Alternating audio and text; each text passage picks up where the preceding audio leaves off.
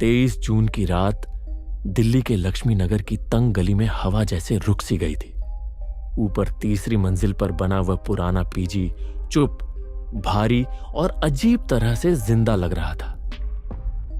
विकास त्यागी 23 साल का छात्र उसी शाम कमरा नंबर 12 में रहने आया था। वह पढ़ाई में डूबा रहने वाला लड़का था और चीजों को तर्क से समझने की आदत रखता था। उसकी मां ने जाते वक्त फोन किया था और उसने झूठ बोला कि सब कुछ बिल्कुल ठीक है। कमरे में एक लोहे का पलंग, एक टेबल और कोने में पड़ी पुरानी अलमारी थी। खिड़की के बाहर बिजली के तारों पर बैठे कबूतर बार बार बिना वजह उड़ रहे थे। पहली रात सब सामान्य लगा, बस दीवारों की खामोशी थोड़ी ज्यादा भारी थी। रात के करीब 2:30 बजे उसकी नींद एक हल्की सी खुरचने की आवाज से खुली। आवाज इतनी धीमी थी जैसे कोई लकड़ी को नाखून से छू रहा हो धीरे धीरे। वह उठा, कमरे में देखा, लेकिन वहां कुछ भी नहीं था। सब कुछ शांत था। फिर भी उसकी पीठ पर एक ठंडी लहर धीरे धीरे नीचे उतर गई थी। उसने फोन उठाया, कैमरा ऑन किया और कमरे के कोने की तरफ घुमा दिया। स्क्रीन पर कुछ नहीं दिखा, लेकिन वीडियो अपने आप सेव हो गई थी। सुबह जब उसने वीडियो देखी तो उसमें एक धुंधला सा साया खड़ा दिखा। वह हंसा और खुद को समझाया कि यह सिर्फ रोशनी का खेल रहा होगा। लेकिन अगली रात वही आवाज फिर आई, इस बार थोड़ी साफ और थोड़ी पास। विकास ने फिर कैमरा ऑन किया। इस बार उसके हाथ हल्के कांप रहे थे। सुबह वीडियो में वह साया दीवार से अलग होकर कमरे के बीच खड़ा था। उसका कोई चेहरा नहीं था, फिर भी ऐसा लगा जैसे वो उसे देख रहा हो। तीसरी रात उसकी नींद खुद खुल गई, बिना किसी आवाज के। अचानक कमरा बहुत ठंडा था, जैसे हवा ही बदल दी गई हो किसी अनदेखी चीज ने।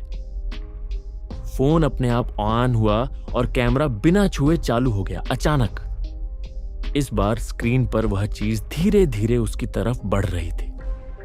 विकास पीछे हटना चाहता था, लेकिन उसके पैर वहीं जमीन से चिपक गए। सुबह वीडियो में वह उसके बिस्तर के पास खड़ा था, सिर झुकाए हुए। उस दिन उसने पीजी मालिक से पूछा तो उसने बात टाल दी जल्दी से। बस इतना कहा कि उस कमरे में लोग ज्यादा दिन टिक नहीं पाते हैं। रात को उसने लाइट बंद नहीं की। पूरा कमरा सफेद रोशनी में डूबा था। फिर भी कोने में अंधेरा जमा था, जैसे रोशनी वहां पहुंच नहीं रही थी। फोन अपने आप चालू हुआ और स्क्रीन पर वह चीज बहुत करीब थी। इतनी करीब कि उसका कंधा और आधा शरीर फ्रेम में साफ दिख रहा था।